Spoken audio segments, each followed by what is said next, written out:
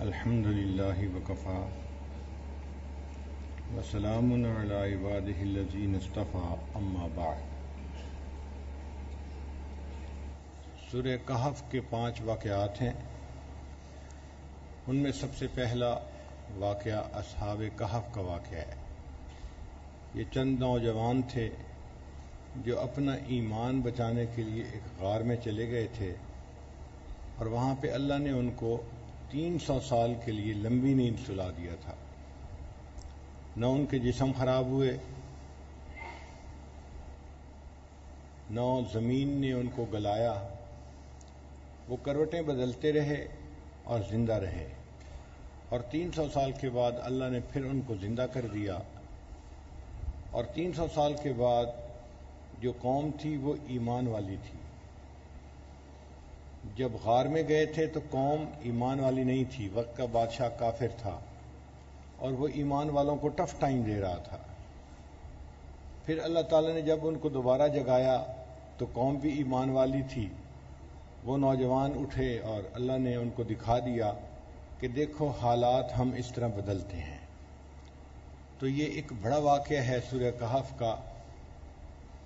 اس میں ہمیں یہ سبق ملتا ہے کہ حالات کو بدلنا عدلنا یہ اللہ کا کام ہے۔ حالات کو کون بدلتا ہے؟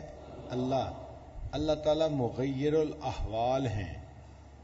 یہ ہمیں کائنات جو چلتی نظر آ رہی ہے نا، ظاہر میں تو لگتا ہے کہ جیسے ہم کچھ کر رہے ہیں، لیکن سچی بات یہ ہے کہ اللہ اس کائنات کو چلا رہے ہیں۔ مجھے اپنے بچپن کی بات یاد ہے، میں پرائمری اسکول میں پڑھتا تھا تو ہمارے محلے میں پتلیوں کا تماشا دکھایا گیا۔ مجھے اس وقت سمجھ نہیں تھی، میں بہت چھوٹا بچہ تھا، تو میرے بڑے بھائی لے گئے۔ ایک آدمی آیا تھا اور اس نے ایک سٹیج لگایا، اور سٹیج کے اوپر ایک پردہ تھا، اور پردے کے آگے چھوٹے چھوٹے بندے تھے، مرد تھے، عورتیں تھیں، اور وہ آپس میں گفتگو بھی کرتے تھے اور آپس میں کھیلتے بھی تھے۔ تو میں چھوٹا بچہ تھا، میں اس کو دیکھ کے بڑا حیران ہوا کہ انسان اتنا چھوٹا بھی ہو سکتا ہے، 6 انچ کا انسان، مرد بھی عورتیں بھی باتیں کر رہے ہیں۔ جب کھیل دیکھ کر گھر واپس گئے تو میں نے اپنے بڑے بھائی سے پوچھا کہ یہ چھوٹے بندے کہاں ہوتے ہیں دنیا میں؟ تو وہ مسکرائے اور مجھے کہنے لگے کہ یہ پتلیاں تھیں، اور ان کے ساتھ ایک تار تھی، ڈور تھی، دھاگا تھا، اور جو پردہ ہے اس کے پیچھے ایک بندہ بیٹھا ہوا تھا۔ وہ پردے کے پیچھے سے ڈور اس طرح سے ہلاتا تھا کہ پتلی چلتی بھی تھی، آپس میں لڑتے بھی تھے، بھاگتے بھی تھے، دوڑتے بھی تھے، آوازیں وہ نکالتا تھا، لگتا تھا کہ جیسے پتلی بول رہی ہے۔ تو اس نے کہا کہ یہ پتلیوں کا تماشا تو ظاہر کا ہے، اصل میں تو دکھانے والا پردے کے پیچھے بیٹھا ہوا تھا۔ تو وہ بچپن کی بات آج بھی مجھے یاد آتی ہے کہ یہ ہمیں کائنات چلتی نظر آتی ہے۔ آنکھ دیکھتی ہے کہ انسان یہ کر رہا ہے، انسان وہ کر رہا ہے، انسان ایسے کیا، ہم نے ایسے کیا، اس نے ایسے کیا۔ حقیقت یہ ہے کہ اس کے پیچھے اللہ کی مرضی ہے، جو اللہ چاہتے ہیں وہ ہو رہا ہوتا ہے۔ اس لیے زندگی گزارنے کے 2 طریقے ہیں، ایک ہے مومن کا طریقہ، ایمان والا طریقہ، ایک ہے کافر کا طریقہ۔ کافر کی جو زندگی ہوتی ہے وہ مشاہدے پہ مبنی ہوتی ہے، جو آنکھ سے دیکھتا ہے اس کو مانتا ہے، اور مومن کی زندگی وہ ایمان پہ مبنی ہوتی ہے کہ جو اللہ فرماتے ہیں مومن اس کو مانتا ہے، ہوتا وہ ہے جو اللہ چاہتے ہیں۔ بس اس پوائنٹ کو ہم نے اچھی طرح یاد کرنا ہے سورہ کہف کی تعلیمات میں، کہ ہوگا وہ جو اللہ چاہیں گے۔ ہمیں اسی لیے ہر معاملے میں اللہ کی طرف رجوع کرنا چاہیے۔ تو مومن خبر کی زندگی گزارتا ہے اور کافر نظر کی زندگی گزارتا ہے۔ نظر کی زندگی سے مراد کیا ہے؟ مشاہدے کی زندگی۔ اور خبر کی زندگی سے کیا مراد ہے؟ کہ جو اللہ نے بتا دیا، اللہ کے رسول صلی اللہ علیہ وسلم نے بتا دیا۔ مثال کے طور پہ حدیث پاک میں آتا ہے کہ جو قوم گناہوں میں مبتلا ہوتی ہے اللہ تعالیٰ اس سے بارشوں کو بند کر دیتے ہیں۔ اب یہ ہے خبر کی اطلاع، اللہ نے ایک بتا دیا، نبی علیہ السلام نے بتا دیا کہ جو قوم گناہوں میں مبتلا ہو جاتی ہے اللہ ان سے بارشوں کو روک لیتے ہیں۔ اب بارشیں زیادہ ہوں اس کے لیے ہمیں استغفار کرنا چاہیے، یہ سچی بات ہے، اور موسم ایسا اور موسم ویسا، اور اس وجہ سے بارش نہ ہو سکی، اس وجہ سے بارش نہ ہو سکی، یہ جو ہمارا مشاہدہ ہے نا، یہ نظر کی زندگی ہے۔ اس کو آپ ذرا اس طرح سے سمجھیے کہ جب کوئی مریض ہاسپٹل میں آتا ہے نا اور اس کو بخار ہو تو ڈاکٹر اس بخار کی کچھ وجوہات لکھ لیتا ہے۔ اس مریض کو بخار تھا اور اس بخار کی ایک وجہ انفیکشن بھی ہو سکتی ہے، ایک وجہ ملیریا بھی ہو سکتا ہے، ایک وجہ نمونیا بھی ہو سکتا ہے، ایک وجہ وائرس بھی ہو سکتا ہے، تو مختلف ریزنز ہو سکتی ہیں۔ یہ جو پروبیبل ریزن ہیں نا، ان کو کہتے ہیں ڈفرینشیل ریزنز۔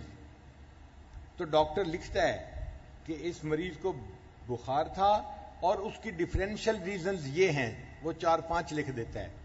پھر اس کے بعد اس کا بلڈ ٹیسٹ کے لیے لیبارٹری بھیجتا ہے، اور لیبارٹری والے ٹیسٹ کے بعد کنفرم کرتے ہیں کہ یہ ملیریا تھا یا انفیکشن کی وجہ سے تھا۔ وہ جو فائنل ریزن کا پتہ چلتا ہے نا ٹیسٹ کے بعد، اس کو کہتے ہیں ڈیفینیٹ ریزن۔ یہ ڈیفینیٹ ریزن ہے، اس کی وجہ سے بخار ہوا۔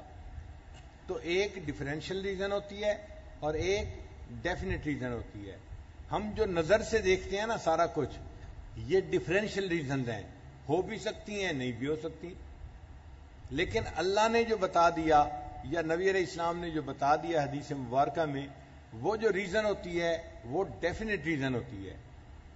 چنانچہ قرآن پاک میں فرمایا گیا کہ جو قوم استغفار زیادہ کرتی ہے اللہ ان کو بارشیں عطا فرماتا ہے۔ تو یہ ریزن کون سی ہوئی؟ ڈیفینیٹ ریزن ہوئی، پکی بات ہے۔ جو قوم استغفار کرے گی اللہ اس کو زیادہ بارشیں عطا فرمائیں گے۔ حدیث مبارکہ میں ہے جو قوم بدکاری میں مبتلا ہو جاتی ہے ان قوم میں نئی نئی بیماریاں پیدا ہو جاتی ہیں جو کبھی سنی بھی نہیں ہوں گی۔ آپ دیکھیں کہ جن قوموں میں آج حیا کی کمی ہے اور بدکاری زیادہ ہے، وہاں پر عجیب و غریب نئی نئی بیماریاں آ رہی ہیں۔ ہمارے بڑوں نے کبھی ان کا نام بھی نہیں سنا تھا۔ آپ یہ بتائیں کہ یہ جو ٹینشن کا لفظ ہے یہ اردو کا ہے یا انگریزی کا ہے؟ انگریزی کا ہے، اردو میں لفظ ہی نہیں تھا۔ اینگزائٹی کا لفظ انگریزی کا ہے یا اردو کا ہے؟ ہماری اردو میں الفاظ اس لیے نہیں کہ ہمارے اسلاف کی زندگی میں یہ کیفیتیں ہوتی نہیں تھیں، انہوں نے اس کے لیے لفظ ہی نہیں بنایا۔ یہ تو غیروں کی زندگی کی کیفیات تھیں، اور آزاد زندگی گزارنے کی وجہ سے، گناہوں کی زندگی گزارنے کی وجہ سے وہ کیفیات ہمارے اندر بھی آ گئیں، اور ہمیں بھی ان کی زبان کے لفظ اپنی زبان میں استعمال کرنے پڑ گئے۔ آج جس کو دیکھو اسی کو ٹینشن ہو رہی ہے، بھئی یہ کیا مصیبت ہے؟ تو یہ چیز گناہوں کی وجہ سے ہوتی ہے۔ تو اس کا مطلب یہ ہوا کہ ہمیں اللہ پر ایمان کو مضبوط رکھنا چاہیے اور کام وہ کرنا چاہیے جو اللہ نے ہمیں حکم فرمایا ہے۔ آنکھ جو بھی دیکھ رہی ہو وہ غلط ہو سکتا ہے، لیکن اللہ نے جو کہہ دیا، رسول اللہ صلی اللہ علیہ وسلم نے جو فرما دیا، وہ غلط نہیں ہو سکتا، وہ ہمیشہ سچا ثابت ہوگا۔ اس کو کہتے ہیں یقین محکم اور ایمان کامل۔ ہر مومن کے دل میں یہ یقین پکا ہونا چاہیے۔ چنانچہ وہ نوجوان جانتے تھے کہ ہم ایمان کو بچانے کے لیے جو ہے وہ ہمارے لیے ایمان بچانا مشکل ہو گیا ہے۔ اب ایمان کیسے بچے گا؟ اللہ ہی بچائیں گے۔ تو اللہ کی طرف رجوع کرنے کے لیے وہ شہر سے اپنے گھروں کو چھوڑ کر پہاڑوں کے اندر غار میں چلے گئے، اور پھر اللہ نے ان کے ایمان کی حفاظت کر کے دکھا دی نا۔ اسی طرح ہم اللہ یقین رکھیں گے، اللہ تعالی ہمارے حالات کو سنوار دیں گے۔ اب اس کو تھوڑا اور اچھی طرح سمجھ لیجئے، جو کہ معاملہ ہے اہم۔ ایمان پکا ہونا چاہیے بندے کا۔ حضرت موسیٰ علیہ السلام کو وحی نازل ہوئی، وما تلک بیمینک یا موسیٰ، اے موسیٰ علیہ السلام آپ کے ہاتھ میں کیا چیز ہے؟ تو موسیٰ علیہ السلام کے ہاتھ میں ڈنڈا تھا، عصا تھا، لکڑی تھی جس کو انہوں نے پکڑا ہوا تھا۔ وہ بکریاں چراتے تھے، اور بکریاں چرانے والے کے ہاتھ میں ڈنڈا ہونا ضروری ہوتا ہے، کیونکہ وہ بکری کو ذرا دور سے دکھاتا ہے اور بکری پھر سیدھے راستے پہ آ جاتی ہے، ورنہ تنگ کرتی ہے، ادھر بھاگتی ہے ادھر بھاگتی ہے۔ تو جب اللہ نے پوچھا اے میرے پیارے موسیٰ علیہ السلام آپ کے ہاتھ میں کیا ہے؟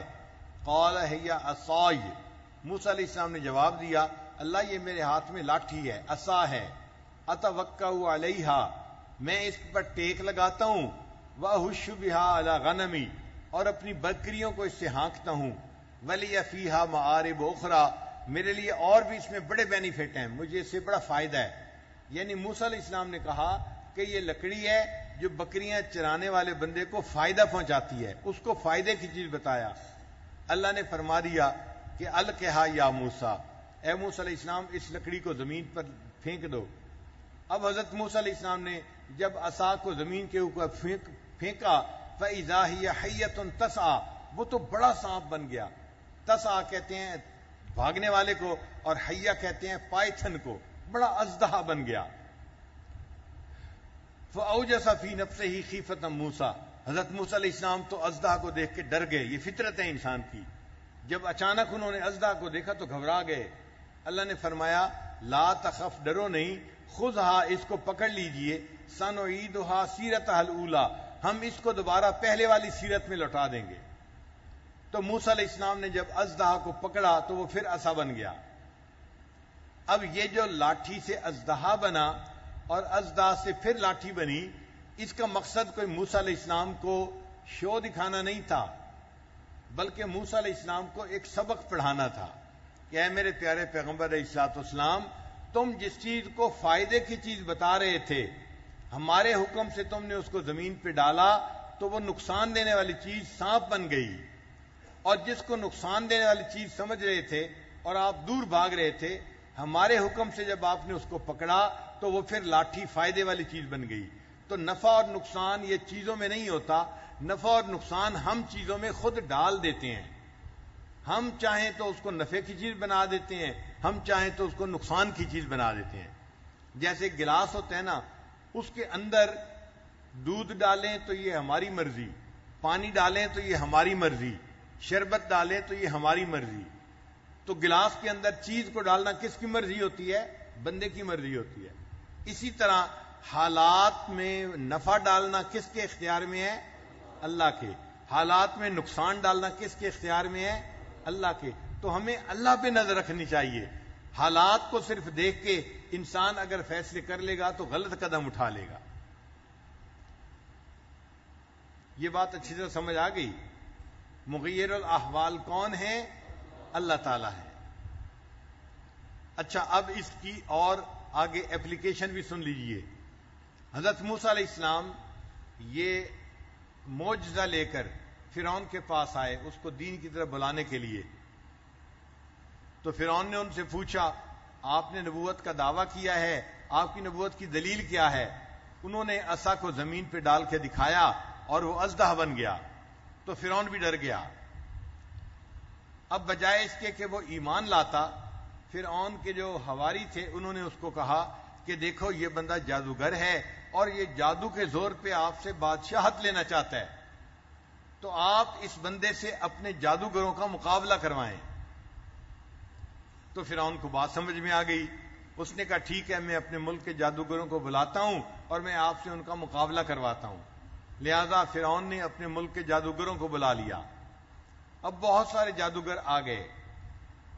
جب مقابلہ شروع ہوا تو فرعون اس مقابلے کو خود دیکھ رہا تھا۔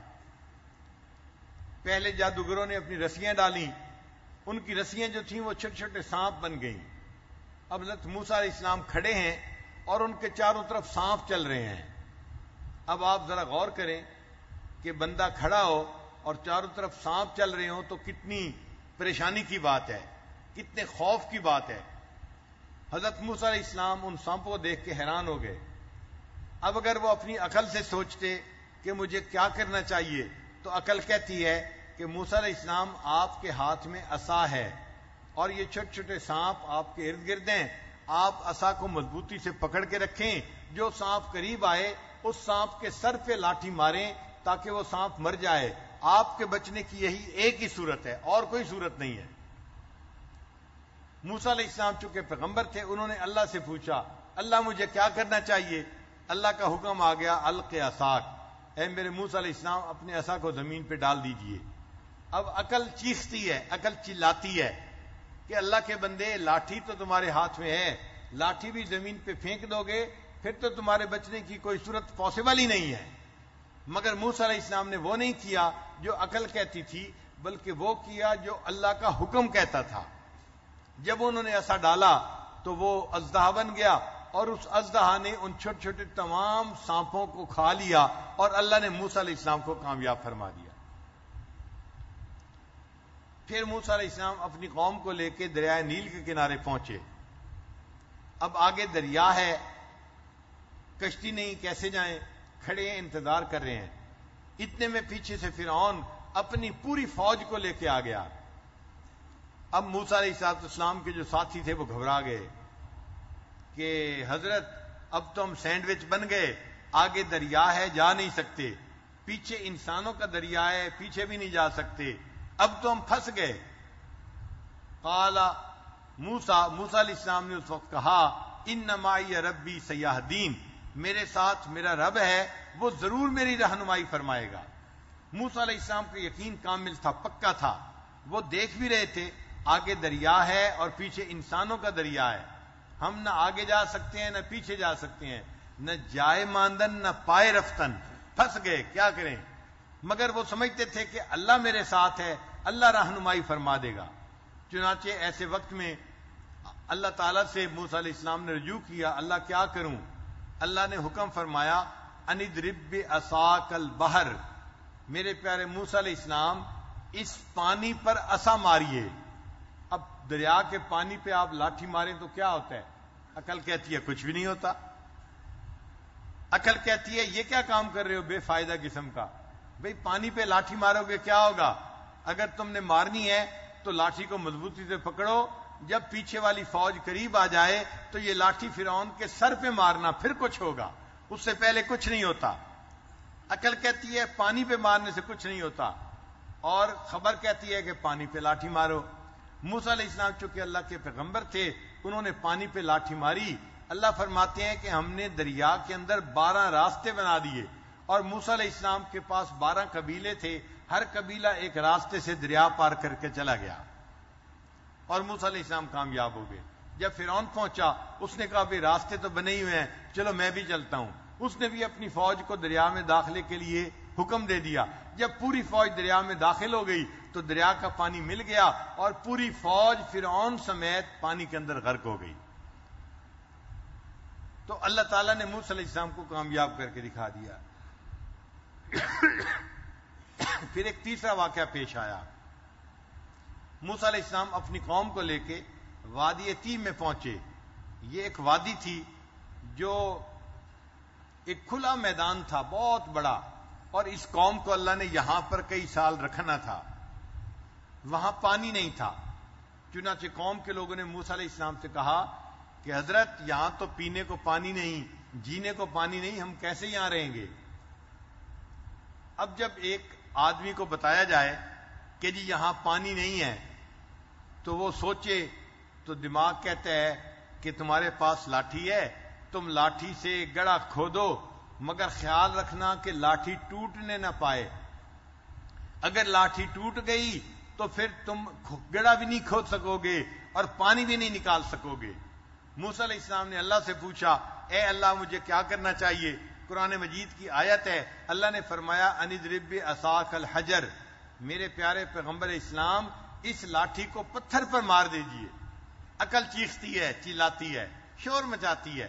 عقل کہتی ہے کہ اگر تمہارے ہاتھ میں ایک لاٹھی ہے اور اس کو بھی تم پتھر پہ مارو گے تو لاٹھی بھی ٹوٹ جائے گی, امید کا آخری سہارا بھی ختم ہو جائے گا.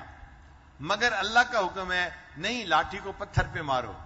حضرت موسیٰ علیہ السلام چونکہ پیغمبر تھے, انہوں نے وہ کیا جو اللہ کا حکم تھا. حدیث قرآن پاک میں ہے کہ جب انہوں نے لاٹھی پتھر پہ ماری, اللہ نے اس چٹان سے چشمے کو جاری فرما دیا اور پوری قوم کو پینے کے لیے استعمال کے لیے وہاں سے پانی مل گیا. تو کامیابی کس میں ہے؟ خبر پر عمل کرنے میں ہے. نظر پر عمل کریں گے تو ہم دھوکہ بھی اٹھا سکتے ہیں. ہمارا مشاہدہ ٹھیک بھی ہو سکتا ہے اور کبھی ٹھیک نہیں بھی ہو سکتا, چونکہ یہ ڈفرینشیل ریزن ہے, یہ پروبیبلٹی ہے, پاسبل ہے ہو جائے اور پاسبل ہے نہ ہو. اس لیے زندگی کی بنیاد مشاہدے پہ نہ رکھیں, زندگی کی بنیاد اللہ کے حکم پر رکھیں. جو اللہ کے حکم پہ بنیاد رکھے گا ہمیشہ کامیاب ہوگا, چونکہ اس کے ساتھ اللہ کی مدد ہے، اللہ ذلت کے نقشوں میں سے عزت نکال دیں گے اس کے لیے، اور جو اپنی نظر پہ جو ہے یقین کرے گا اللہ اس کے لیے عزت کے نقشوں میں سے ذلت نکال دیں گے۔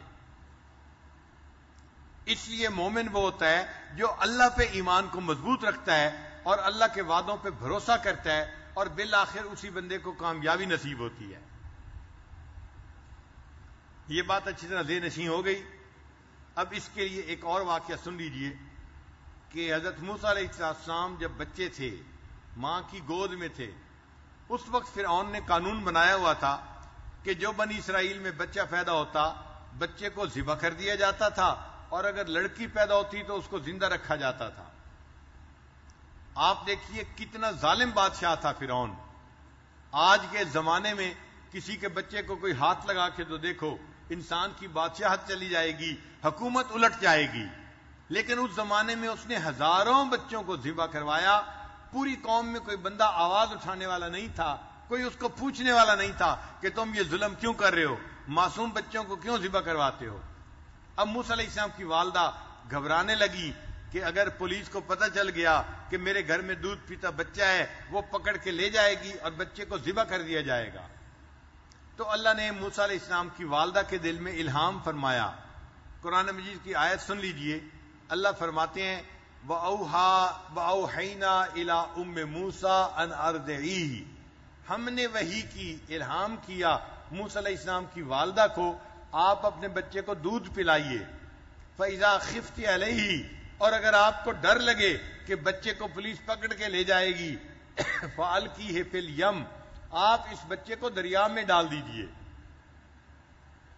فَلْيُلْقِهِ الْيَمُّ بِالسَّاحِلِ، پھر دریا سے یہ بچہ ساحل پر جائے گا۔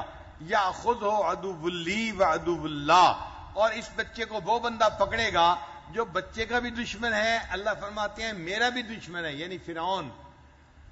مگر اللہ فرماتے ہیں وَلَا تَخَافِي وَلَا تَحْزَنِي، تم ڈرنا بھی نہیں گھبرانا بھی نہیں، اِنَّا رَادُوهُ إِلَيْكَ، ہم اس بچے کو تمہارے پاس واپس لوٹائیں گے، وَجَاعِلُوهُ مِنَ الْمُرْسَلِينَ، اور ہم نے اس بچے کو رسولوں میں سے بنانا ہے۔ تو اللہ نے موسیٰ علیہ السلام کی والدہ کو یہ پیغام دیا، اور آزاد ہے، اور ماں بچے کے معاملے میں بڑی ٹچی ہوتی ہے، اس لیے بڑی غمزدہ بھی تھی کہ میں بچے کو دریا میں کیسے ڈالوں۔ عقل کہتی ہے یا اللہ اگر آپ بچے کو بچانا چاہتے ہیں، میں بچے کو چھت کے اوپر جا کے لٹا آتی ہوں، کوئی پولیس والا چھت پہ جا ہی نہیں، اگر چھت پہ نہیں تو میں کسی غار میں لٹا آتی ہوں، پولیس والا غار میں جا ہی نہ سکے۔ مگر اللہ تعالیٰ بندے کے مشاہدے کو توڑوانا چاہتے ہیں کہ تم مشاہدے کو توڑو تب میری مدد آئے گی۔ اللہ نے فرمایا اس کو دریا میں ڈالو۔ اب موسیٰ علیہ السلام کی والدہ نے بچے کو ایک بکسے میں ڈالا اور بکسے کو دریا میں ڈال دیا۔ اب دیکھیں بکسے میں اگر بچہ ہو تو بکسے کو واٹر پروف ہونا چاہیے کہ پانی اندر نہ جا سکے، اگر اس کے اندر پانی چلا جائے تو بچہ ڈوب کے مرے گا۔ اب اس کو اگر واٹر پروف بنائیں تو وہ ایئر ٹائٹ بھی بن جائے گا۔ عقل کہتی ہے تیرا بچہ ہرگز نہیں بچتا، تو اگر بکسے کو واٹر پروف بنائے گی تو بکسے میں ہوا نہیں جائے گی، تیرا بچہ سانس گھٹ کے مر جائے گا، اور اگر اس میں سوراخ رکھے گی ہوا کے لیے تو دریا میں ڈال رہی ہو اس میں سے پانی جائے گا اور تیرا بچہ ڈوب کے مر جائے گا۔ تو دونوں صورتوں میں تیرا بچہ زندہ نہیں بچتا۔ لیکن ماں کو اللہ کے وعدے پہ بھروسہ تھا کہ میرے اللہ نے فرمایا ہے مجھے وہ کرنا ہے جو اللہ چاہتے ہیں۔ اس نے بچے کو بکسے میں ڈالا اور بکسے کو پانی کے اندر پھینک دیا۔ ماں گھر واپس آ گئی، اب جو بکسا تھا وہ پانی کے اندر تیرتا تیرتا تیرتا دریا میں جا رہا ہے۔ اللہ کی شان دیکھیں، شام کا وقت تھا اور فرعون اپنی بیوی کے ساتھ دریا کے کنارے چہل قدمی کے لیے آیا ہوا تھا۔ اب وہ جو چہل قدمی کر رہا تھا تو تفاسیر میں لکھا ہوا ہے 800 نوکر اس کے ارد گرد پہلا دے رہے تھے اور خدمت کے لیے موجود تھے۔ 800 بندے بادشاہ سلامت کے ارد گرد تھے، یہ اس کا پروٹوکول تھا اس زمانے کا۔ اب بادشاہ دریا کے کنارے ہے اور وہ جو ارد گرد محافظ تھے انہوں نے دیکھا کہ دریا میں ایک بکسا آ رہا ہے، تو ان میں سے ایک بندہ جو تھا وہ دریا کے اندر گیا اور بکسے کو اٹھا کے لایا۔ اب جب بکسے کو اٹھا کے لایا تو فرعون کی بیوی بھی پاس تھی. اس نے کہا اچھا بکسے کو کھولو, اس میں کیا ہے؟ اللہ فرماتے ہیں وَأَلْقَيْتُ عَلَيْكَ مَحَبَّةً مِّنِّي, اے میرے پیارے موسیٰ علیہ السلام, ہم نے آپ کے چہرے پر محبت کی تجلی ڈال دی تھی. اللہ تعالیٰ نے موسیٰ علیہ السلام کو اتنی خوبصورتی دی تھی, جو ان کے چہرے کو دیکھتا تھا وہ محبت میں گرفتار ہو جاتا تھا. بچے تو ویسے ہی خوبصورت ہوتے ہیں, پیارے ہوتے ہیں, معصوم ہوتے ہیں, اور اگر اللہ ان پر خوبصورتی کی تجلی ڈال دے پھر تو نور علی نور کی مانند ہو گیا نا. اب جب بکسے کو کھولا گیا تو ایک بچہ ہے جو اس بکسے کے اندر لیٹا ہوا ہے, چھوٹا بیبی ہے, انفینٹ ہے جو لیٹا ہوا ہے. اب فرعون کی بیوی نے جب دیکھا اتنا خوبصورت اور چھوٹا بیٹا, کہنے لگی لا تقتلوہ, اس بچے کو قتل نہیں کرنا, عسیٰ ان ینفعنا او نتخذہ ولدا, ہمیں یہ بچہ فائدہ دے گا, ہم اس بچے کو اپنا بیٹا بنائیں گے. فرعون کا اپنا بیٹا نہیں تھا, تو جب بیوی نے کہہ دیا ہم اس کو بیٹا بنائیں گے تو فرعون نے بیوی کی بات کو مان لیا, دھوکہ کھا گیا. اس کے دل میں یہ بات آئی کہ جب اس بچے کو میں اپنے گھر میں پالوں گا, اپنا بیٹا بنا لوں گا, یہ مجھ سے تاج و تخت کیوں چھینے گا, یہ میرا دشمن کیوں بنے گا, اس لیے میں اس کو اپنا جو ہے وہ بیٹا بنا لیتا ہوں. اس نے پھر بچے کو قتل کرنے کا حکم واپس لے لیا. ٹھیک ہے جی, اس بچے کو ہم جو ہے نا وہ قتل نہیں کریں گے. سبحان اللہ, ہزاروں بچوں کو قتل کرنے والا بادشاہ ایک بچے کو آنکھوں سے دیکھتا ہے اور پھر کہتا ہے کہ جی ٹھیک ہے اس کو قتل نہیں کرنا. یہاں سے ایک نقطہ اور بھی سمجھ لیجئے کہ آج کل عورتیں کہتی ہیں کہ جی خاوند ہماری بات نہیں سنتے. میں کہتا ہوں خدا کی بندیو, وقت کے بڑے بڑے فرعون اپنی بیویوں کی بات سنتے رہے. ہزاروں بچوں کو فرعون نے قتل کروایا تھا, لیکن اس بچے کے بارے میں بیوی نے کہا لا تقتلوہ, اس کو قتل نہیں کرنا. یہ ہوم گورنمنٹ اتنی مضبوط ہوتی ہے کہ جب یہ آرڈر ایشو کر دیتی ہے تو وقت کے بڑے بڑے فرعون بھی اس پر لبیک کہہ دیتے ہیں. تو بادشاہ نے کہا ٹھیک ہے اس کو قتل نہیں کرتے. لو جی, اس کو بیٹا بنا لیا گیا. اب اس بیٹے کو فرعون اور اس کی بیوی اپنے محل میں لے کے آئے. کافی وقت ہو چکا تھا, بچے کو بھوک لگی ہوئی تھی, تو بچہ رو رہا تھا, اس کو دودھ چاہیے تھا. اس زمانے میں یہ فیڈر کی مائیں نہیں ہوتی تھی, آج کل تو پلاسٹک کے فیڈر ہے نا, آپ اس میں دودھ بنائیں اور بچے کو پلائیں. اس زمانے میں یہ فیڈر کی مائیں نہیں ہوتی تھی, عورتیں خود فیڈ کرتی تھی بچے کو دودھ. اب بچہ جب رو رہا ہے, فرعون نے حکم جاری کیا کسی عورت کو بلایا جائے جو میرے بچے کو دودھ پلائے. اللہ قرآن مجید میں فرماتے ہیں وَحَرَّمْنَا عَلَيْهِ الْمَرَاضِعَ مِنْ قَبْلِ, اے میرے پیارے موسیٰ علیہ السلام, ہم نے آپ کے اوپر عورتوں کے دودھ کو حرام کر دیا تھا. اب جو عورت آتی ہے بچے کو دودھ فیڈ کرنا چاہتی ہے, بچہ دودھ نہیں پیتا, روتا رہتا ہے. اب عورتیں بھی پریشان ہیں, یہ کسی عورت کا دودھ ہی نہیں ایکسپٹ کر رہا اور روتا ہے. فرعون بھی پریشان کہ بچہ رو کیوں رہا ہے, دودھ پی لیتا چپ ہو جاتا تو آسانی ہو جاتی. چنانچہ پوری رات فرعون عورتوں کو بلواتا رہا جو دودھ پلانے والی تھیں, جن کے گھروں میں بچے تھے وہ آئیں اور میرے بچے کو بھی دودھ پلائیں. بچے نے کسی عورت کا دودھ نہیں قبول کیا. صبح کا وقت ہو گیا. اللہ تعالیٰ قرآن مجید میں فرماتے ہیں کہ وَأَصْبَحَ فُؤَادُ أُمِّ مُوسَىٰ فَارِغًا, موسیٰ علیہ السلام کی والدہ نے بڑی غمزدہ حالت میں صبح کی, ساری رات پریشان تھی. ماں تھی نا, اس کے دل میں یہ خیال تھا پتہ نہیں میرا بیٹا زندہ ہوگا یا پانی میں ڈوب چکا ہوگا, مجھے کیا پتا کیا حال ہے اس کا. ان قادت لتبدی بہی لولا اربتنا علی قلبہا, اللہ فرماتے ہیں اگر ہم اس عورت کے دل پر گرا نہ دیتے وہ رو پڑتی اور لوگوں کو پتہ چل جاتا کہ وہ جو بچہ ہے نا وہ اس کا بیٹا ہے. ہم نے اس کے دل کو گرا دیے رکھی کہ تم نے رونا نہیں ہے, تو وہ مضبوط دل کر کے کہ ٹھیک رہی اور وہ روئی نہیں. جب صبح ہو گئی اس کو اطلاع ملی کہ فرعون نے بچے کو پکڑ لیا ہے اور بچے کو دودھ پلانا چاہتا ہے, مگر بچہ کسی جو ہے وہ عورت کا دودھ قبول نہیں کر رہا. تو فرعون, تو موسیٰ علیہ السلام کی ایک بہن تھی, کوئی 6-7 سال کی بچی ہوگی. ماں نے اسے کہا بیٹی تم فرعون کے محل میں جاؤ اور ذرا اپنے بھائی کی خبر لا کے مجھے بتاؤ بھائی کس حال میں ہے. وہ چھوٹی بچی بھاگتی گئی فرعون کے محل کے اندر. اس نے وہاں عجیب منظر دیکھا, بچہ رو رہا ہے, عورتیں دودھ پلانا چاہتی ہیں, بچہ دودھ نہیں پیتا, اور فرعون بھی پریشان, فرعون کی بیوی بھی پریشان. تو جب اس نے یہ منظر دیکھا تو اس بچی نے فرعون کو کہا ہل ادلکم علی اہل بیت یکفلونہ لکم وہم لہ ناصحون، میں تمہیں ایسے گھر والوں کے بارے میں بتاؤں کہ جو اس بچے کو دودھ پلائیں گے اور اس کے لیے بڑے جو ہے وہ خیر خواہی کا عمل کرنے والے ہوں گے۔ جب اس نے فرعون سے یہ ڈائریکٹ کوسچن پوچھا تو فرعون کو بات کھٹکی کہ یہ لڑکی کیوں کہہ رہی ہے۔ اس نے اس کے بال پکڑ کے پوچھا تم کیوں کہہ رہی ہے کہ وہ بڑے اس کے خیر خواہ ہوں گے، وہ بھی موسیٰ علیہ السلام کی بہن تھی۔ اس نے جواب دیا جناب ہم آپ کی رعایا ہیں، ہم اس بچے کی خیر خواہی نہیں کریں گے تو کون کرے گا؟ فرعون کہنے لگا اچھا ٹھیک ہے، جاؤ تم جس عورت کو بلانا چاہتی ہو بلا کے لاؤ۔ چنانچہ وہ لڑکی بھاگتی ہوئی آئی، امی امی چلیں، بھائی کسی کا دودھ نہیں پی رہا، آپ چلیں اس کو دودھ پلائیں۔ اب موسیٰ علیہ السلام کی والدہ محل میں آئی اور اس نے آ کے جیسے بچے کو گود میں لیا اور اس کو دودھ فیڈ کرنا شروع کیا تو بچے نے ماں کا دودھ پینا شروع کر دیا۔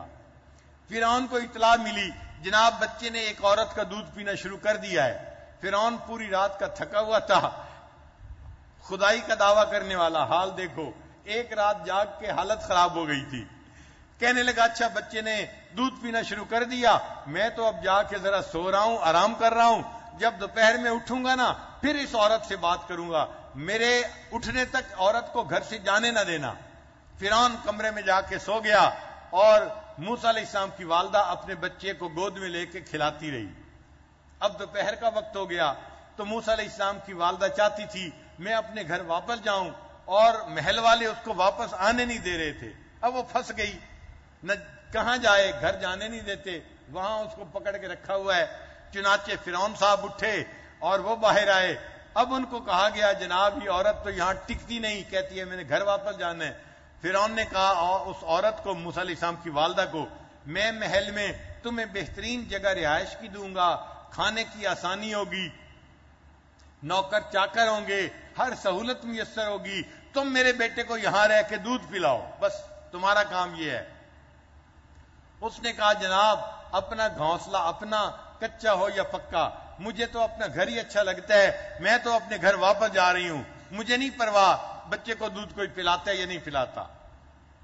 جب وہ جانے لگی تو فرعون کہنے لگا اچھا اب یہ لوگ عقل مند تو ہوتے ہیں نا، جو بادشاہ ہوتے ہیں، حاکم ہوتے ہیں، تو فرعون نے عقل دوڑائی، عقل نے کہا یہ گھر جا رہی ہے نا تو بچے کو اس کے ساتھ اسی کے گھر بھیج دو، یہ وہیں پہ دودھ پلایا کرے، بچے کی پرورش تو ہو جائے گی۔ چنانچہ فرعون نے اسے کہا کہ اچھا تم گھر جا رہی ہو، میں تمہارا راستہ نہیں روکتا، تم بچے کو اپنے ساتھ گھر لے جاؤ، اس کو وہیں پہ دودھ پلاؤ اور میں تمہاری مہینے کی تنخواہ تمہارے گھر بھجوا دیا کروں گا۔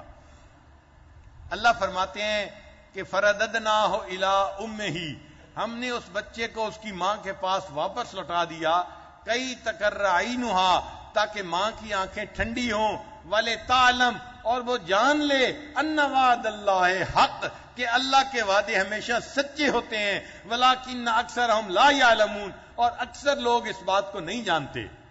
تو دیکھیں اللہ نے موسیٰ علیہ السلام کو والدہ کے پاس واپس پہنچا کے دکھا دیا، ہاتھ بھی فرعون کے لگا تھا اور اللہ نے محفوظ کر کے پھر والدہ کے ہاتھ میں واپس پہنچا دیا۔ تو اللہ کے وعدے ہمیشہ سچے ہوتے ہیں، انسان کو اللہ کے وعدوں پہ یقین کرنا چاہیے، بھروسہ کرنا چاہیے۔ ایک اور واقعہ سن لیجئے، اللہ کے پیارے حبیب صلی اللہ علیہ وسلم مکہ مکرمہ میں تھے۔ اب مکہ مکرمہ کے جو بڑے بڑے سردار ہیں، مخالف ہیں، وہ مومنوں کو، مسلمانوں کو وہاں رہنے نہیں دیتے، جو غلام ہیں ان کو مارتے ہیں، ان کو گھسیٹتے ہیں، ان کے سینے پر چٹان رکھ دیتے ہیں، ان کو دھوپ کے اندر سزا دیتے ہیں، اور نبی علیہ الصلوۃ والسلام کو شہید کرنے کا بھی وہ فیصلہ کر چکے ہیں۔ تو مکہ مکرمہ میں رہنا مشکل ہو گیا ہے، تو نبی علیہ الصلوۃ والسلام نے ارادہ کیا کہ میں یہاں سے مدینہ ہجرت کر جاتا ہوں۔ چنانچہ جب نبی علیہ السلام ہجرت کے لیے تیار ہو گئے تھے، اس وقت اللہ تعالیٰ آیتیں اتار رہے ہیں، ان الذی فرض علیک القرآن لرادک الی معاد، جس پروردگار نے آپ کے اوپر قرآن کو نازل کیا وہ آپ کو آپ کے اس ٹھکانے کی طرف واپس لوٹائے گا۔ اب ظاہری عقل سے سوچیں، عقل کہتی ہے اس شہر میں میں رہ تو سکتا نہیں، میرا اپنا گھر ہے، لوگ رہنے نہیں دیتے، مجھے شہر سے نکالا جا رہا ہے، اور اللہ آپ کہتے ہیں کہ میں آپ کو یہاں واپس لوٹاؤں گا، یہ کیسے پاسبل ہو؟ عقل اس بات کو تسلیم نہیں کرتی۔ مگر اللہ کا قرآن تھا.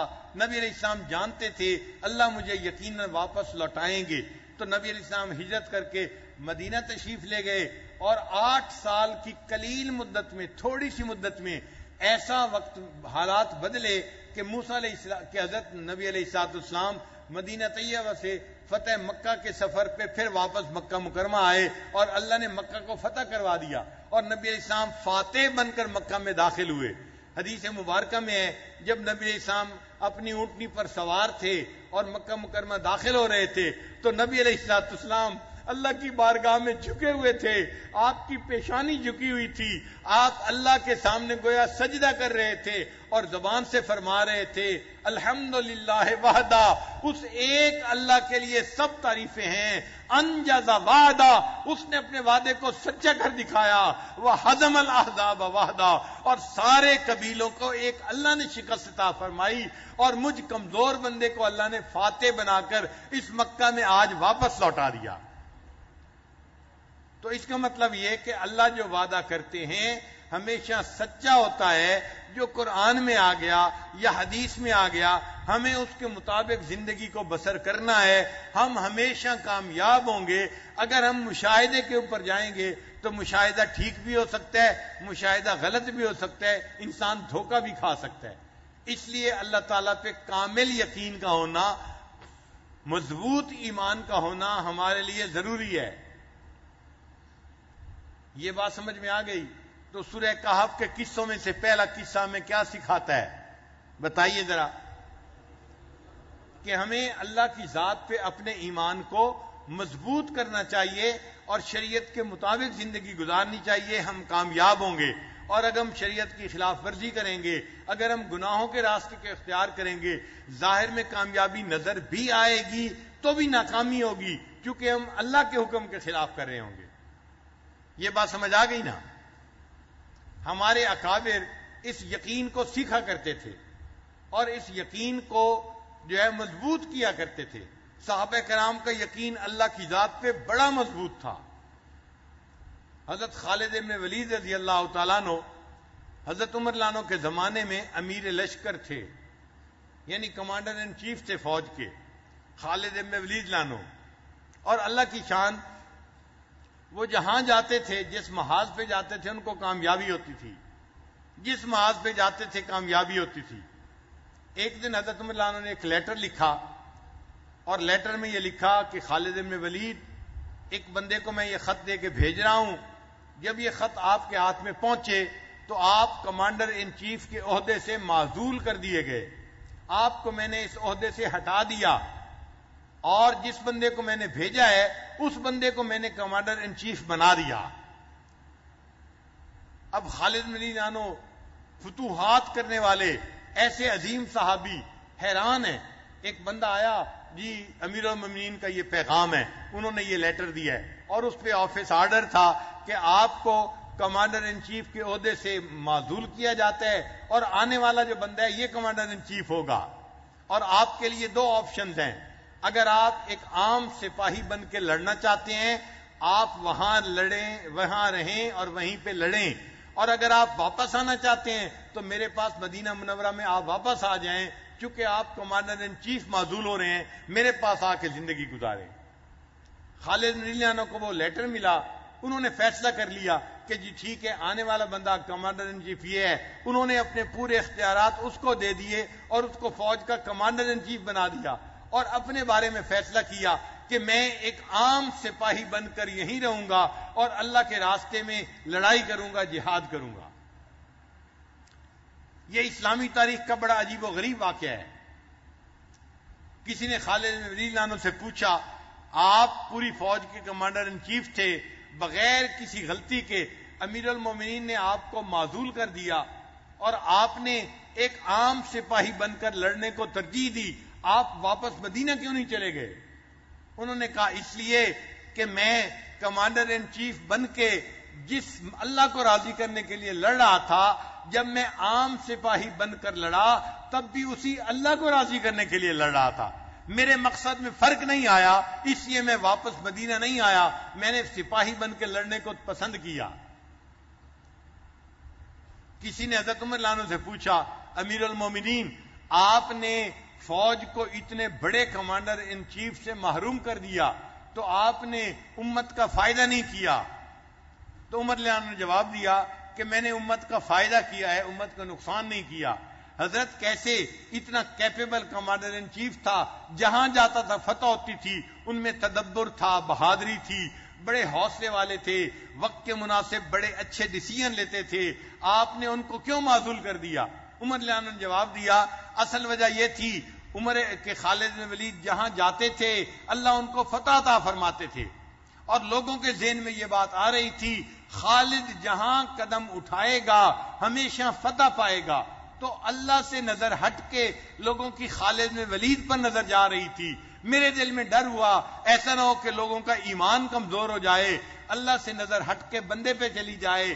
میں نے امت کو ایک کمانڈر ان چیف سے تو محروم کر دیا، میں نے امت کے ایمان کو محفوظ کر لیا. اب جو نیا کمانڈر ان چیف بنے گا اس کے ساتھ اللہ کی مدد ہوگی، وہ بھی جہاں جائے گا اللہ فتح عطا فرمائیں گے، اور لوگوں کی نظر لوگوں پر نہیں ہوگی بلکہ لوگوں کی نظر اللہ کی ذات پر ہوگی. تو صحابہ کرام بھی اس چیز کا بڑا خیال رکھتے تھے کہ ہماری نظر کس پہ رہنی چاہیے؟ اللہ کی ذات پہ رہنی چاہیے. اس لیے مدارس میں علماء یقین بناتے ہیں، خانقاہوں میں مشائخ یقین بناتے ہیں، اور اس یقین کی وجہ سے انسان کا ایمان مضبوط ہو جاتا ہے. مدارس میں کیسے یقین بنتا ہے؟ ہمارے اکابر کا ایک مدرسہ تھا، اکابر علماء دیوبند کا. دیوبند ایک چھوٹی سی بستی ہے انڈیا میں، وہاں ایک مدرسہ تھا، اس کو بنایا حضرت مولانا قاسم نانوتوی رحمۃ اللہ علیہ نے. اچھا آج ہم مدرسے بناتے ہیں نا تو ہماری حالت یہ ہے ہم اللہ سے دعائیں مانگتے ہیں، اے اللہ مدرسے چلنے کے لیے کوئی مستقل آمدنی کا ذریعہ ہو جائے تاکہ یہ جو ہر وقت کی ٹینشن ہے نا یہ ختم ہو جائے اور ہم تنخواہیں دے سکیں بچوں کے لیے، ہم جو ہے وہ کھانے کا انتظام کر سکیں، یہ ہر وقت کی ذہنی جو ٹینشن ہے اس سے نجات دے دے. اے اللہ مدرسے کے لیے کوئی مستقل آمدنی کا ذریعہ بنا دے. پھر ہم اپنی کھیتی باڑی کرتے ہیں، محنت مزدوری کرتے ہیں، اور اپنے مدرسوں کو ہم اپنی مدد آپ کے تحت چلاتے ہیں، یا بعض جگہوں پہ لوگ چندہ کرتے ہیں اور مدرسوں کو چلاتے ہیں. ہماری حالت یہ ہے. حضرت مولانا قاسم نانوتوی رحمۃ اللہ نے مدرسہ بنایا، انہوں نے مدرسے کے اصول بنائے 8. کتنے اصول بنائے؟ 8 اصول بنائے. اس کو حصول ہشتگانہ کہتے ہیں، فارسی میں 8 کو ہشت کہتے ہیں. تو اصول ہشتگانہ بنائے کہ ان اصولوں کے مطابق مدرسہ چلے گا. ان اصول ہشتگانہ میں ایک اصول انہوں نے یہ بنایا کہ اگر کوئی دارالعلوم کے لیے مستقل آمدنی کا کوئی ذریعہ دے گا تو ہم اس ذریعے کو کبھی قبول نہیں کریں گے. لوگ ہوتے ہیں نا، میں جی 1 مربع زمین وقف کرتا ہوں مدرسے کے لیے، میں فلاں پلازا وقف کرتا ہوں، اس کا کرایہ مدرسے کے جو ہے نا خرچے خراجات میں کام آئے گا، میں یہ کرتا ہوں، میں وہ کرتا ہوں. تو انہوں نے اصول بنایا کہ اگر کوئی بندہ مستقل آمدنی کا کوئی ذریعہ مدرسے کے لیے وقف کرے گا اس کو قبول ہی نہیں کیا جائے گا. لوگوں نے پوچھا حضرت آپ نے یہ اصول کیوں بنایا؟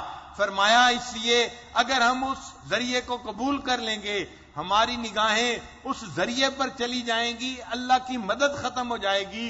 میں نہیں چاہتا کوئی مستقل آمدنی کا ذریعہ ہو، ہماری توجہ ہر وقت اللہ کی طرف رہے تاکہ اللہ ہماری ضرورتوں کو خود پورا کرتا رہے. تو دیکھو ہمارے اکابر کا یقین اللہ کی ذات پہ کیسا تھا، اور خانقاہوں میں بھی یہی یقین سکھایا جاتا تھا.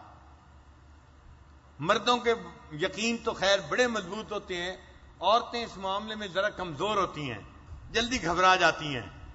میں آپ کو ایک عورت کا واقعہ سناتا ہوں. اس کا نام تھا رابعہ بصری. کیا نام تھا؟ بصرہ کی رہنے والی تھی، اللہ کی ایک نیک بندی تھی. اس نے اپنے مشائخ سے ایمان سیکھا تھا، یقین سیکھا تھا.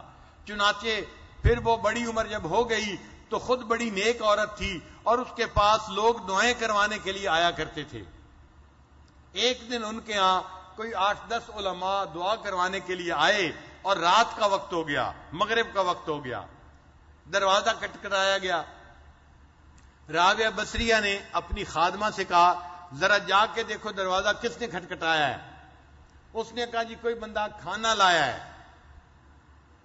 رابعہ نے کہا کہ اچھا گنو کتنی روٹیاں ہیں. اس نے جا کے گنی، کہنے لگی 9 روٹیاں ہیں.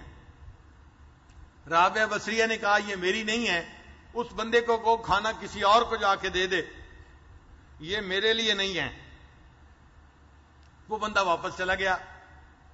اب گھر میں کچھ تھا بھی نہیں کہ پکا کے مہمانوں کو کھلائیں، تو خادمہ پریشان تھی کہ مہمان ہیں تو ان کو کھانا بھی تو کھلانا ہے، اور اس کھانا لانے والے کو رابعہ بصری نے واپس بھیج دیا.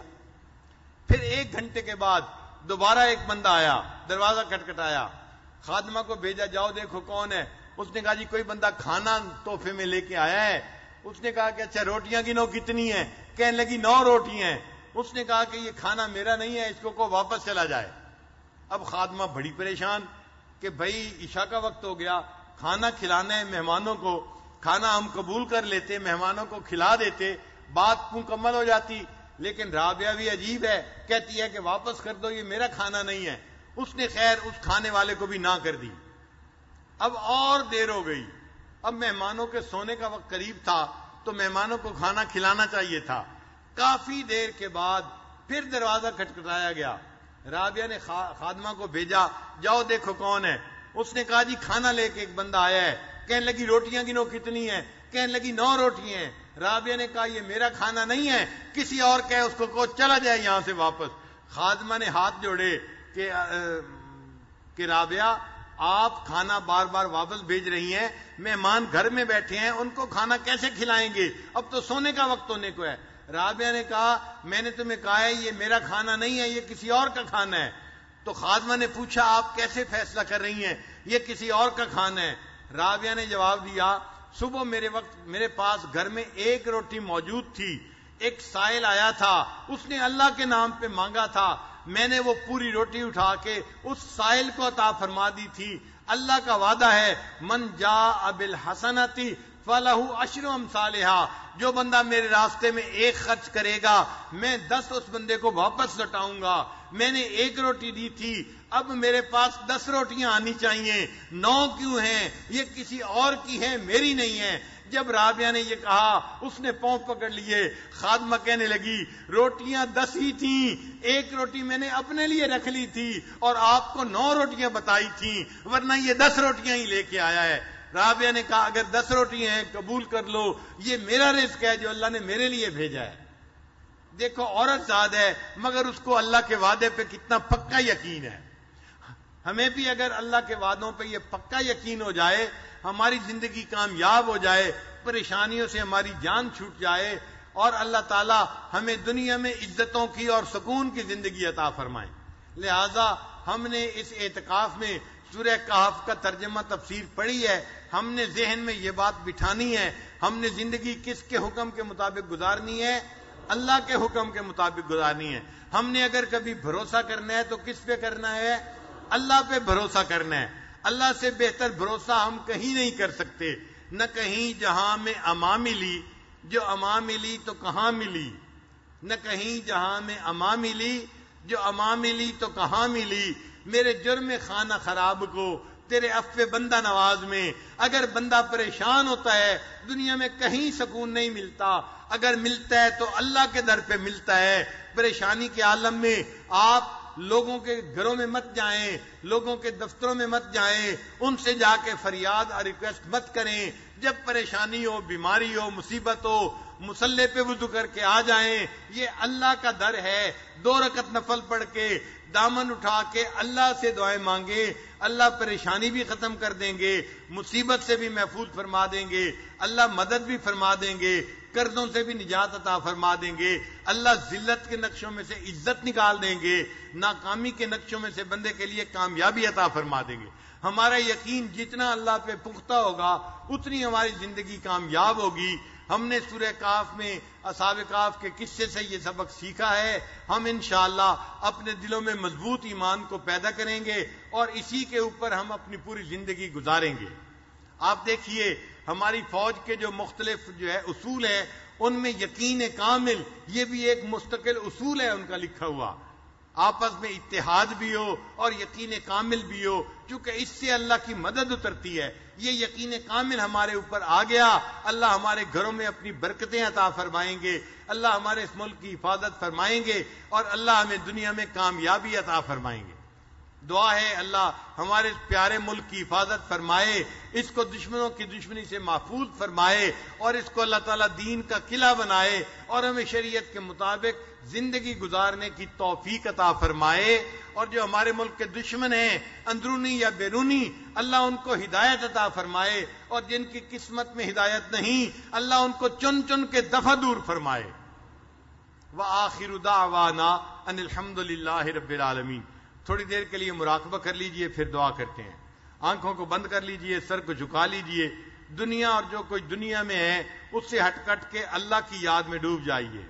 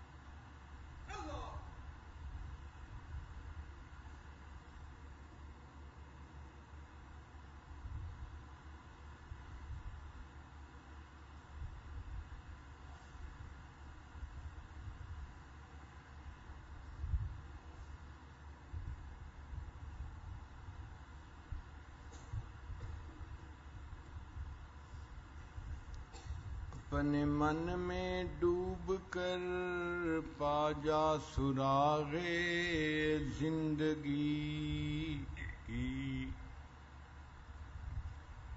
اپنے من میں ڈوب کر پا جا سراغ زندگی،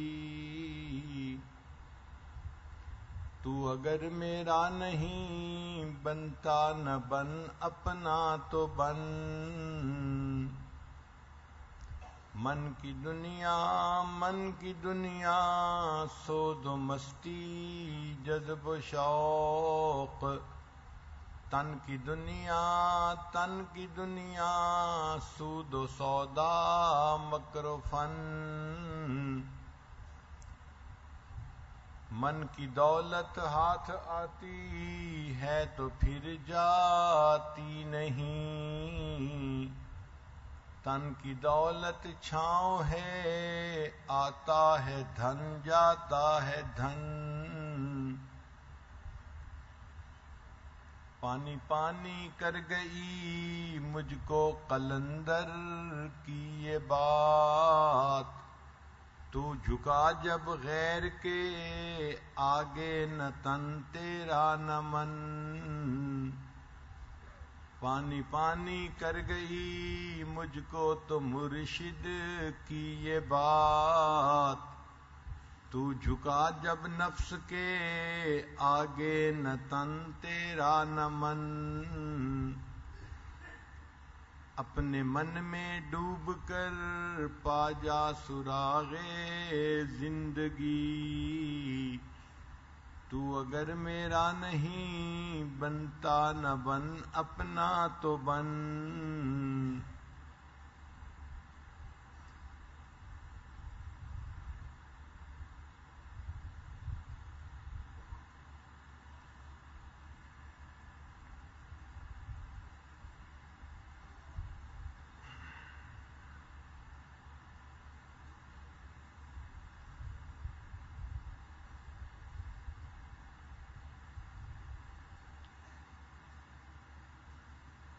لا الہ الا اللہ محمد الرسول اللہ. دعا سے پہلے توبہ کے کلمات پڑھ لیجئے. رمضان مبارک کا وقت ہے، ہم اپنے سب گناہوں سے سچی پکی توبہ کر لیں تاکہ اللہ تعالی ہماری بخشش کا فیصلہ فرما دیں. الحمدللہ وکفا وسلام علی عبادہ الذین اصطفیٰ اما بعد. یہ کلمات سچے دل کے ساتھ پیچھے پیچھے پڑھتے جائیے. بسم اللہ الرحمن الرحیم. لا الہ الا اللہ محمد الرسول اللہ. آمنت باللہ وملائکتہ وکتبہ ورسلہ والیوم الآخر والقدر خیرہ وشرہ من اللہ تعالی والبعث بعد الموت. آمنت باللہ کما ہوا باسمائہ وصفاتہ وقبلت جمیع احکامہ اقرار باللسان وتصدیق بالقلب. اشہد ان لا الہ الا اللہ واشہد ان محمدا عبدہ ورسولہ. استغفر اللہ ربی من کل ذنب واتوب الیہ برحمتک یا ارحم الراحمین. ان کلمات کو پڑھنے سے آپ تو بتائے ہو چکے ہیں. رمضان مبارک کا بہت تھوڑا سا وقت رہ گیا. آج 27واں روزہ ہے. ہم نہیں جانتے 2 دن باقی ہیں یا 3 دن باقی ہیں، یہ اللہ جانتا ہے. بہرحال اس وقت سے فائدہ اٹھائیے اور خوب اللہ سے دعائیں کیجیے تاکہ اللہ تعالی ہماری مشکلات کو آسان بھی فرما دے اور اٹھنے سے پہلے اللہ ہمارے گناہوں کی بخشش فرما دے. حدیث پاک میں ہے کہ نبی علیہ الصلوۃ والسلام کے پاس جبریل علیہ السلام آئے اور انہوں نے بددعا کی، برباد ہو جائے وہ شخص جس نے رمضان کا مہینہ پایا اور اس نے اپنی بخشش نہ کروائی. اور نبی علیہ السلام نے ان کی دعا کو سن کے آمین کہہ دیا. اب اگر ہماری بخشش ہو گئی پھر تو ہمارے لیے عید بنے گی، اور اگر بخشش نہ ہوئی تو پھر ہمارے لیے عید نہیں ہوگی، وعید بنے گی. اس لیے یہ سیریس مسئلہ ہے. ہم نے رمضان میں اپنے گناہوں کو اللہ سے یقیناً معاف کروانا ہے. تو خوب اللہ سے دعائیں کیجئے، اللہ تعالیٰ ہماری غلطی کوتاہیوں کو معاف فرما دے.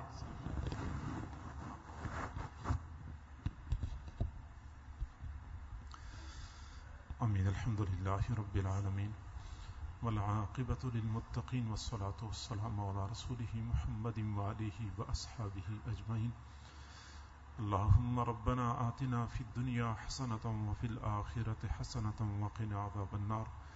ربنا ظلمنا انفسنا وان لم تغفر لنا وترحمنا لنکونن من الخاسرین. ربنا لا تزغ قلوبنا بعد إذ هديتنا وهب لنا من لدنك رحمة إنك أنت الوهاب. اے کریم پروردگار، ہم تیرے عاجز و مسکین بندے ہیں، ہمارے حال پہ رحم فرما، ہمارے گناہوں کو معاف فرما، ہماری خطاؤں کو معاف فرما، ہمارے عیبوں کی پردہ پوشی فرما، ہمیں ذلت و رسوائی سے محفوظ فرما، در در کے دھکے کھانے سے محفوظ فرما، ہماری پریشانیوں کو ختم فرما، ہماری نیک تمناؤں کو پورا فرما. اے کریم آقا، ہمارے لیے نیک بننا مشکل ہے، تیرے لیے تو بنانا آسان ہے. اللہ ہمیں نیک بنا دیجئے، اللہ ہمیں نیک بنا دیجئے. اے اللہ، تیرے بنا بھی کیا جینا، تیرے تعلق کے بغیر بھی کوئی زندگی ہوتی ہے. ہمیں اپنا تعلق نصیب فرما. میرے اللہ کتنے دنوں سے تجھے منانے کے لیے تیرے در کے ساتھ چمٹے ہوئے ہیں. اللہ مزید تو ہم سے راضی ہو جا، راضی ہو جا. اللہ ناراضگی ختم فرما دیجئے. اے کریم پروردگار تیری کریمی کا واسطہ، اے رحیم پروردگار تیری رحیمی کا واسطہ، اے جواد پروردگار تیرے جود و سخا کا واسطہ. اللہ تو سخی ذات ہے، تجھے سخاوت سجتی ہے. سخاوت کا مظاہرہ فرما دیجئے. رحمتوں کے دروازے کھول دیجئے. خالی جھولیاں بھر دیجئے. اٹھے ہوئے ہاتھوں کی لاج رکھ لیجئے. اے اللہ اتنے بندے کسی دنیا دار کے پاس چلے جاتے، وہ بھی خالی ہاتھ نہ لوٹاتا. تو زمین و آسمان کے خزانوں کا مالک ہے. اللہ خالی ہاتھ نہ لوٹا، اللہ خالی ہاتھ نہ لوٹا. اے کریم پروردگار، اے رحیم پروردگار، اے حنان و منان پروردگار، اے ہمارے پیارے پروردگار، تیرے سوا ہمارا کوئی دوسرا رب نہیں. تو ہمارا رب ہے، تو نے ہمیں دینا ہے. ہمیں عطا فرما دیجئے. اللہ ہمیں عطا فرما دیجئے. کریم آقا دنیا میں ہم نے دیکھا ہے جو جتنا بڑا سخی ہوتا ہے اس کے دروازے پہ بھکاریوں کا اتنا ہی بڑا ہجوم ہوتا ہے. اللہ تو سب سے بڑا سخی ہے، تیرے دروازے پہ بھکاریوں کا بڑا ہجوم ہے. اللہ ان بھکاریوں کو خالی ہاتھ نہ لوٹا، اللہ خالی ہاتھ نہ لوٹا. کریم آقا جتنے بھی حضرات موجود ہیں یا دور لوگ دعاؤں پر آمین کہہ رہے ہیں، اللہ سب کو دعاؤں میں وافر حصہ نصیب فرما. سب پر ایک مرتبہ محبت کی نظر ڈال دیجئے. اللہ وہ محبت کی نظر جو تو نے بشر حافی پر ڈالی تھی، وہ دنیا کے شراب خانے میں شراب کے نشے میں مست ہے، تیری محبت کی نظر پڑ گئی، تو نے ان کو اپنا دیوانہ بنا دیا. اللہ جب تو اپنانے پہ آتا ہے شراب خانوں سے لوگوں کو اٹھا کے اپنا بنا دیتا ہے. اللہ ہم شراب خانے میں تو جمع نہیں ہو چکے، اللہ ہم نے شراب تو نہیں پی ہوئی، تیری محبت کی تلاش میں در در کی ٹھوکریں کھاتے ہوئے یہاں پہنچ چکے ہیں.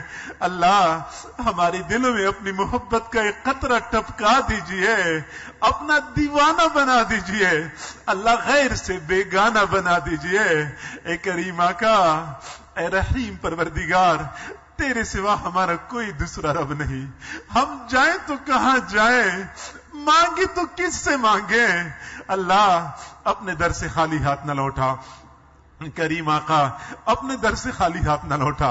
اللہ رمضان المبارک کا مہینہ گزرتا جا رہا ہے، اللہ جو ایام گزرے یقیناً ہم نے ناقدری کی ہے، جو چند لمحات باقی ہیں اللہ ان کی قدر کرنے کی توفیق عطا فرما. ہمیں اچھی طرح پتا ہے رمضان میں اگر ہم شقی ثابت ہو گئے ہم کبھی بھی سعید نہیں بن سکتے. اللہ شقاوت سے بچا لیجئے، اللہ بدبختی سے بچا لیجئے. اے اللہ نیک لوگ دعاؤں کی قبولیت کے لیے نیک اعمال کا واسطہ پیش کرتے ہیں، ہمیں تو اپنی جھولیوں میں گناہوں کے سوا کچھ بھی نظر نہیں آتا. اللہ ہم کیا پیش کریں، محرومی اور یاس سے بچا لیجئے. کریم آقا اپنے در سے خالی ہاتھ نہ لوٹا.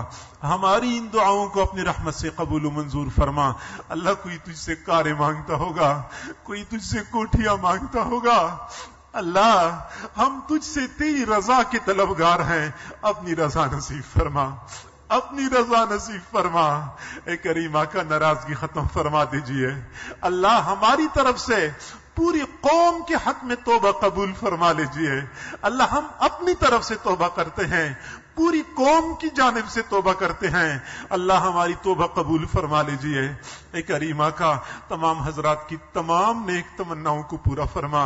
ہمارے والدین اعزاء اقرباء آباء و اجداد جو فوت ہو چکے ہیں اللہ ان کی مغفرت فرما، جنت الفردوس کے اعلی مقامات عطا فرما. اے کریم آقا ہمیں روز آخرت اپنے محبوب صلی اللہ علیہ وسلم کے سامنے سرخرو فرما، اپنے اساتذہ کے سامنے، اپنے مشائخ کے سامنے شرمندہ نہ فرما، سرخرو فرما دیجئے۔ اللہ رمضان المبارک کی یہ مشقتیں، یہ بھوک اور پیاس قیامت کے دن کی سختی کے لیے اللہ ہمارے لیے کفارہ بنا دیجئے، اور قیامت کے دن کی سختی سے ہمیں بچا لیجئے۔ اللہ آج جو روزہ رکھنے والے پیاس برداشت کرتے ہیں، یہ پیاس قیامت کے دن محبوب صلی اللہ علیہ وسلم کے ہاتھوں سے حوض کوثر کا جام ملنے کا باعث بنا دیجئے۔ اللہ قیامت کے دن کتنے لوگ ایسے ہوں گے جو محبوب کے سامنے جائیں گے، محبوب ان کو دیکھ کے مسکرائیں گے، وہ محبوب کو دیکھ کے مسکرائیں گے، محبوب مسکراتے ہوئے حوض کوثر کا جام پیش کریں گے۔ اللہ کتنے سعادت مند لوگ ہوں گے، ایسی سعادتیں ہمیں بھی عطا فرما دیجئے، ہمیں بھی ایسا سعادت مند بنا دیجئے۔ دنیا میں ہمیں بار بار اپنے محبوب کا دیدار نصیب فرما، خواب کی حالت میں دیدار نصیب فرما، حرمین شریفین کی زیارت بار بار نصیب فرما، ہماری اس پیارے ملک کی حفاظت فرما۔ اللہ یہ ملک مختلف بحرانوں کا شکار ہے، اللہ بحرانوں سے چھٹکارا عطا فرما۔ اللہ رمضان تو رحمتوں کا مہینہ ہے، پورے ملک کے بارے میں رحمتوں کے فیصلے نازل فرما، بد امنی کو امن میں تبدیل فرما۔ اللہ معلوم نہیں کس کی نظر لگ گئی ہماری اس ملک کو، اللہ قوم کے سارے افراد کو آپس میں محبت عطا فرما، وحدت نصیب فرما، اتفاق و اتحاد عطا فرما، بد امنی کو امن میں تبدیل فرما، قحط کو فراوانی میں تبدیل فرما۔ اے کریمہ کا یہ ملک کفریہ طاقتوں میں کانٹے کی طرح ان کی آنکھوں میں کھٹکتا ہے، اللہ اس ملک کو بقا نصیب فرما، سرحدات کی حفاظت فرما، نظریات کی حفاظت فرما، اور کریم پروردگار جو لوگ، جو ادارے اس ملک کو بچانے کی کوشش کر رہے ہیں، اس ملک کی تقویت کے لیے کوششیں کر رہے ہیں، اللہ ان کے ساتھ اپنی مدد شامل حال فرما، قدم قدم پہ اپنا ساتھ نصیب فرما۔ اللہ ناکامی سے بچا لیجئے، کامیابی عطا فرما، اس ملک کو اسلام کا قلعہ بنا، اللہ اسلام کا قلعہ بنا۔ اللہ جیسے ہم آزادی کے ساتھ اس ملک میں دین کا کام کر رہے ہیں، اللہ اس آزادی کی قدر کرنے کی توفیق عطا فرما، اللہ اس آزادی کو سلب نہ فرما، اور کریم پروردگار آسانیاں پیدا فرما۔ جو اس ملک کی دشمن ہے، اندرونی ہے یا بیرونی ہے، اللہ ان کو ہدایت نصیب فرما۔ اگر تو نے ہدایت نہیں دینی، چن چن کے دفع دور فرما، چن چن کے دفع دور فرما، ہمیں آزادی کی قدر کرنے کی توفیق عطا فرما، ہماری ان دعاؤں کو اپنی رحمت سے قبول و منظور فرما۔ جو حضرات دعاؤں کے بارے میں بار بار کہہ رہے ہیں، تمام حضرات کی تمام نیک تمناؤں کو پورا فرما۔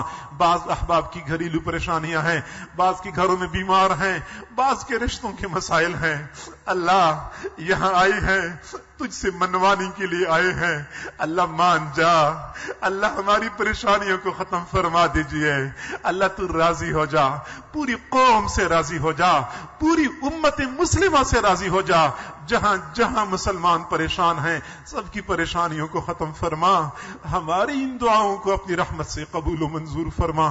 وصلی اللہ تعالی علی خیر خلقہ محمد وآلہ واصحابہ اجمعین برحمتک یا ارحم الراحمین۔